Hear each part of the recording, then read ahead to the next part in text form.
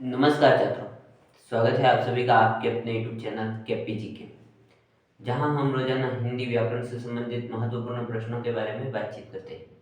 यदि आप इस प्रकार की श्रृंखला से जुड़े रहना चाहते हैं तो इस यूट्यूब चैनल को सब्सक्राइब कर दें तथा पास लगे बेल आइकन को भी दबा दें, जिससे आपको सबसे पहले सूचना प्राप्त हो सके। तो आइए आज के अपने प्रश्न की शुरुआत करते हैं।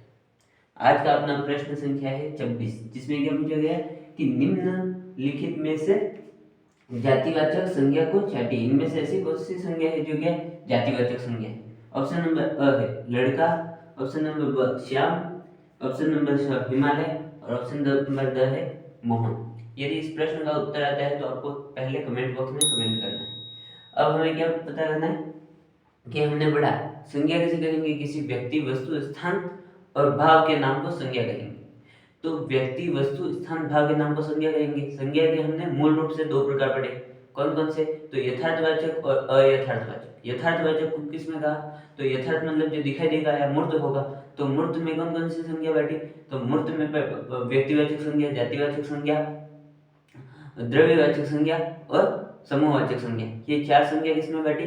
तो यथार्थवाचक संज्ञा में, और अयथार्थ में भाववाचक संज्ञा को रखा। उसके बाद क्या है? तो वर्तमान में जिस प्रकार से वर्गीकरण है उसके अनुसार कितने भागों में बांटा? तीन भागों में। तीन भाग कौन कौन से थे? व्यक्तिवाचक, जातिवाचक और भाववाचक। जो जातिवाचक था उसी में कौन कौन सी संज्ञा शामिल की? तो उसी में द्रव्यवाचक और समूहवाचक को उसी में शामिल किया। तो आज हम पढ़ रहे हैं व्यक्तिवाचक संज्ञा। पहला है व्यक्तिवाचक संज्ञा।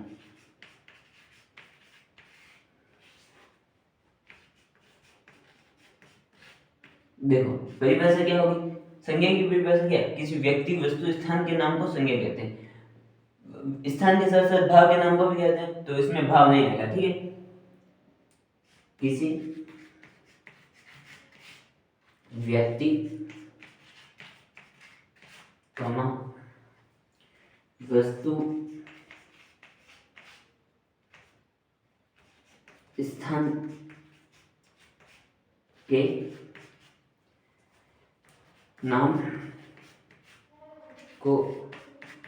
संज्ञा कहते हैं। मतलब कोई व्यक्ति है तो उसका निश्चित नाम वो क्या कहलाएगा? निश्चित नाम होगा वो व्यक्तिवाचक संज्ञा। वस्तु है तो वस्तु का निश्चित नाम होगा वो संज्ञा कहलाएगा। और स्थान है तो उसका स्थान का निश्चित नाम होगा, उसे क्या कहेंगे? तो संज्ञा कहेंगे। तो व्यक्ति में जैसे मोहन लिख सकते हैं, राम, मोहन, ये क्या उदाहरण है, ठीक है। उदाहरण क्या होंगे? तो राम, मोहन। उसके बाद वस्तु, वस्तु क्या हो सकती है? तो टेबल, कुर्सी,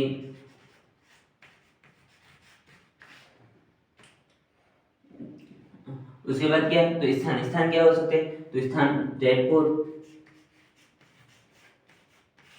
उदयपुर। उसके बाद गोगला। इस प्रकार से ये क्या है? स्थान के नाम है, अलग अलग स्थानों के नाम है। तो ये किसमें शामिल किए जाएंगे? तो ये व्यक्तिवाचक संज्ञा में। उसके बाद क्या है? तो जातिवाचक संज्ञा।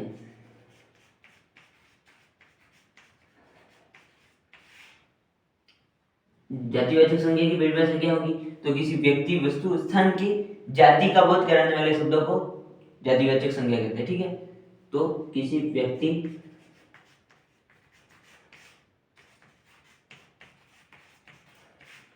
वस्तु,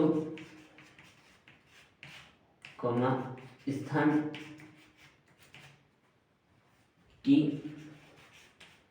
संपूर्ण जाति का बोध कराने वाले शब्द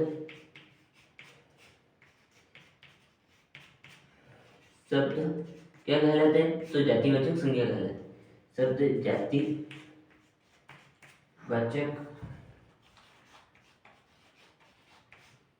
संज्ञा कहलाते हैं, ठीक है।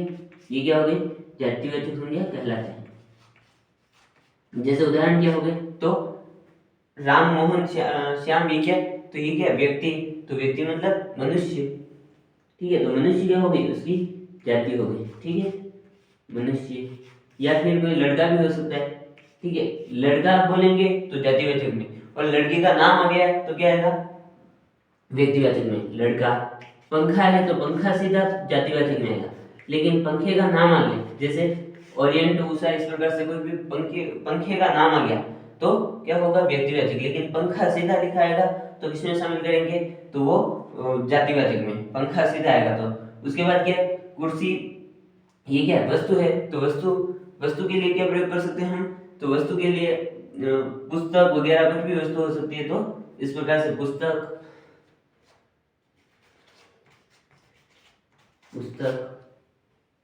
इसके उदाहरण यहाँ पर लिख देता हूँ यहाँ, ठीक है। पुस्तक के बाद क्या होगा, तो नदी हो सकती है, जैसे गंगा लिखेंगे तो व्यक्तिवाचक में, लेकिन नदी आएगा तो नदी किसमें आएगा, तो नदी जातिवाचक में आएगा, ठीक है। नदी के बाद में गांव लिख सकते हैं, इस प्रकार से जो भी लिखेंगे।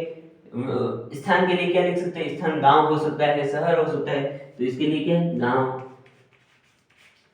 शहर, ये क्या हो गए, तो जातिवाचक संज्ञा के उदाहरण हो गए, ठीक है।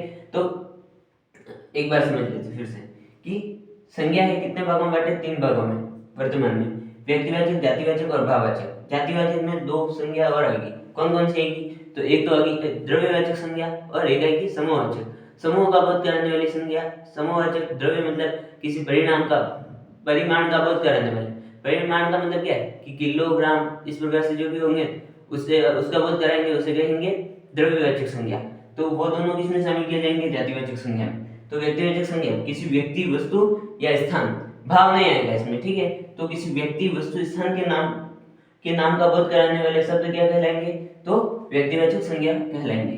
जैसे राम, मोहन, टेबल, कुर्सी, जयपुर, उदयपुर, गोगला, इस प्रकार से ये क्या हो गए, तो व्यक्तिवाचक संज्ञा के उदाहरण हो गए, ठीक है। उसके बाद क्या, जातिवाचक संज्ञा किसी व्यक्ति, वस्तु, स्थान की संपूर्ण जाति का बोध कराने वाले, उनकी जो जाति है उसका बोध कराएंगे, उन्हें क्या कहेंगे, तो जातिवाचक संज्ञा कहेंगे। जैसे इसमें क्या आएगा उदाहरण के लिए, तो मनुष्य, मतलब मनुष्य है तो ये क्या, उनकी जाति है, ठीक है।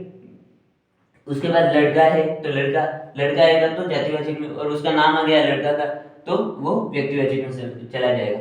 उसके बाद पंखा है तो पंखा आएगा तो जातिवाचक में, लेकिन पंखे का नाम आ गया तो व्यक्तिवाचक में। पुस्तक है तो पुस्तक क्या, वस्तु है तो वस्तु का नाम आएगा।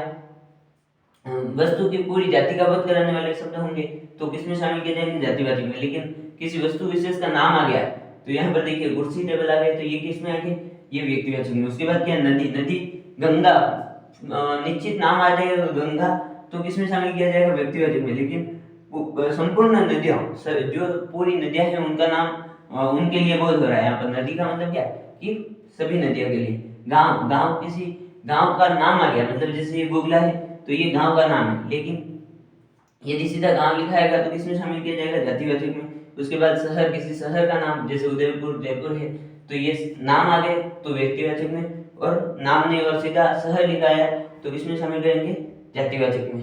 तो अपना प्रश्न क्या है, निम्नलिखित में से जातिवाचक संज्ञा क्या है, इनमें से जातिवाचक संज्ञा कौन सी, तो लड़का लिखिए, लड़का किसी का नाम नहीं, पूरी जाति का बोध करा रहा है, मतलब ये किसमें शामिल किया जाएगा, ये जातिवाचक में, जातिवाचक में। उसके बाद श्याम किसी व्यक्ति विशेष का नाम है तो ये किसमें आएगा, व्यक्तिवाचक में। हिमालय क्या, तो हिमालय एक पर्वत है तो पर्वत, निश्चित पर्वत का नाम है, मतलब ये क्या है, तो व्यक्तिवाचक संज्ञा। और मोहन क्या है, किसी का नाम है तो मोहन भी किसमें शामिल किया जाएगा, ये भी व्यक्तिवाचक में। तो इसमें से जातिवाचक संज्ञा कौन सी है, तो लड़का। इसका उत्तर क्या हो गया, यदि यह वीडियो आपको पसंद आता है तो वीडियो को लाइक, शेयर, चैनल को सब्सक्राइब तथा पास लगे बेल आइकन को भी दबा दें, जिससे आपको सबसे पहले सूचना प्राप्त हो सके। धन्यवाद छात्रों।